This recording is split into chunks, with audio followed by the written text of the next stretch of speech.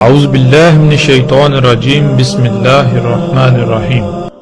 ذوالقرنین تین الفاظ کا مجموعہ ہے۔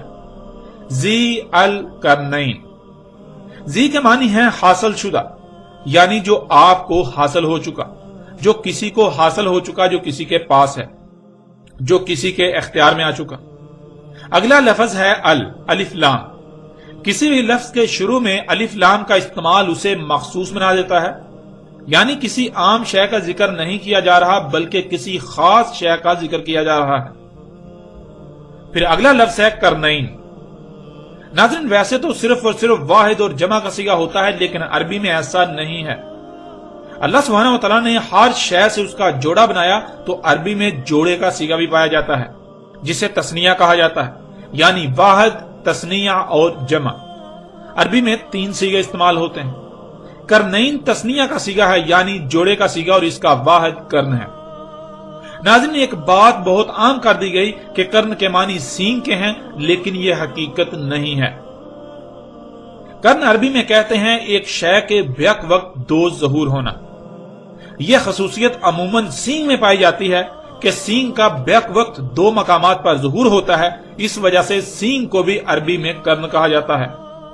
لیکن اس آیت میں نہ صرف دو قرن کا ذکر کیا جا رہا ہے، بلکہ شروع میں ال کا استعمال کیا گیا، جس کا مطلب ہے کہ یہاں کسی عام دو قرن کا ذکر نہیں بلکہ خاص دو قرن کا ذکر کیا جا رہا ہے۔ یہ کوئی مخصوص دو قرن ہے۔ اور پھر یہ بات بھی کسی سے ڈکی چھپی نہیں ہے کہ سورج کے مقام طلوع یا مقام غروب کو عربی میں قرن کہا جاتا ہے، اور اسی وجہ سے قرن کہا جاتا ہے کیونکہ سورج جہاں آپ کو غروب ہوتا ہوا نظر آ رہا ہوتا ہے، وہیں سے وہ ایک دوسری قوم پر طلوع ہوتا ہوا بھی نظر آ رہا ہوتا ہے، یعنی سورج کے بیک وقت اس مقام پر دو ظہور ہوتے ہیں۔ اس وجہ سے سورج کے مقام طلوع یا مقام غروب کو قرن کہا جاتا ہے۔ اب ناظرین ذرا غور کریں، جہاں آپ کو سورج غروب ہوتا ہوا نظر آ رہا ہے، وہیں سے زمین کے دوسری طرف کے لوگوں کو ان پر طلوع ہوتا ہوا نظر آ رہا ہوتا ہے۔ یوں یہ ایک ہی مقام پر بیک وقت سورج کے دو ظہور ہوتے ہیں، جسے عربی میں قرن کہا جاتا ہے۔ یوں یہ ایک قرن ہو گیا، اور جہاں آپ کو طلوع ہوتا ہوا نظر آ رہا ہوتا ہے تو وہیں سے وہ ایک دوسری قوم یعنی زمین کے دوسری طرف کے لوگوں کو غروب ہوتا ہوا نظر آ رہا ہوتا ہے۔ یوں ایک یہ مقام جہاں سورج کے بیک وقت دو ظہور ہوتے ہیں، ایک قرن یہ بن گیا۔ ان دونوں کو عربی میں دو قرن یعنی قرنین کہا جائے گا، اور یہ قرنین عام قرنین نہیں ہیں بلکہ یہ دو خاص قرن ہیں، یہ خاص قرنین ہیں۔ اس لیے انہیں عربی میں جب لکھا جائے گا تو القرنین کہا اور لکھا جائے گا۔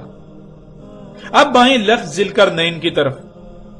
ذوالقرنین کسی شخصیت کا نہ تو لقب ہے اور نہ ہی کنیت، بلکہ یہ اسم ہے، اور اسم کہتے ہیں صلاحیتوں، خصوصیات و صفات کو جو کسی میں موجود ہوتی ہیں۔ اردو میں اسم کا ترجمہ نام کیا جاتا ہے، یا عربوں کی اکثریت اسم سے مراد نام لیتی ہے، جو کہ بالکل غلط العام ہے۔ قرآن میں اس مقام پر جس شخصیت کو ذوالقرنین کہا جا رہا ہے، اسے لوگ ذوالقرنین لفظ سے نہیں جانتے پہچانتے تھے، بلکہ وہ شخصیت دنیا میں کسی اور لقب یا کنیت یعنی نام سے جانی پہچانی جاتی تھی۔ ذوالقرنین لفظ صرف اور صرف اللہ سبحانہ وتعالیٰ نے قرآن میں استعمال کیا، اور یہ آیت ہے، بیان نہیں ہے۔ یعنی اس لفظ کا استعمال اس لیے کیا گیا کیونکہ یہ لفظ اپنے اندر بہت سی تفصیلات سے موئے ہوئے ہیں۔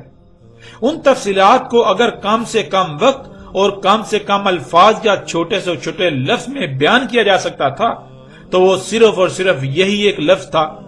اللہ الحکیم ہے، اس لیے اس لفظ کا استعمال اللہ کی حکمت ہے۔ قرآن اللہ کا کلام ہے، اور ذوالقرنین خالص عربی کا لفظ، جسے اسی وجہ سے اللہ سبحانہ وتعالیٰ نے اس قرآن میں استعمال کیا کہ کوئی ایسی شخصیت جسے یہ دو قرن حاصل ہوئے اس کا ذکر کیا جا رہا ہے، ایسی شخصیت جسے زمین کے مغرب و مشرق تک حاصل ہوئے۔ یعنی اگر آپ یہ کہیں کہ فلاں کی حکومت مغرب تک ہے، یعنی جہاں تم سورج غروب ہوتا ہوا دیکھتے ہو وہاں تک ہے، تو آپ چلتے جائیں اس مقام پر پہنچنے کے لیے، تو آپ اس مقام تک نہیں پہنچ پائیں گے کہ خشکی ختم ہو جائے گی، اور سورج آپ کو اتنا ہی آگے غروب ہوتا ہوا نظر آئے گا۔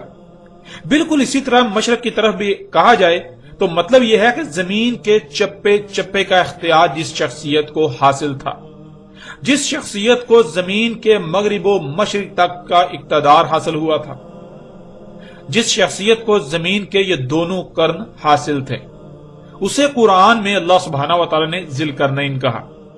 یہ ہے ناظرین لفظ ذی القرنین کے معنی۔ ذی القرنین یعنی ایسی شخصیت جسے دو مخصوص قرن حاصل تھے، اور وہ دو مخصوص قرن کون سے ہیں؟ ایک وہ مقام جہاں آپ کو سورج غروب ہوتا ہوا نظر آتا ہے، دوسرا وہ مکان جہاں آپ کو سورج طلوع ہوتا ہوا نظر آتا ہے۔ وہ شخصیت جسے زمین کے مغرب و مشرق تک کا اقتدار دیا گیا، مکن دیا گیا، اختیار دیا گیا، حکومت دی گئی، اسے اللہ سبحانہ و تعالی نے قرآن کے اس مقام پر ذی القرنین کہا۔ اب ناظرین سوال یہ پیدا ہوتا ہے کہ آخر وہ شخصیت کون تھی، اس کا نام کیا تھا؟ یعنی ذی القرنین کس کو کہا گیا؟ وہ شخص کون تھا؟ کیا قرآن اس شخصیت کا نام بتانے سے عاجز ہے؟ قرآن اس شخصیت کا نام نہیں بتاتا، اس پر خاموش ہے، جو آج تک اس سوال کے جواب کے لیے قرآن کو ترک کر کے قرآن کے برعکس اور کتابوں یا تاریخ کی طرف رجوع کیا جاتا رہا؟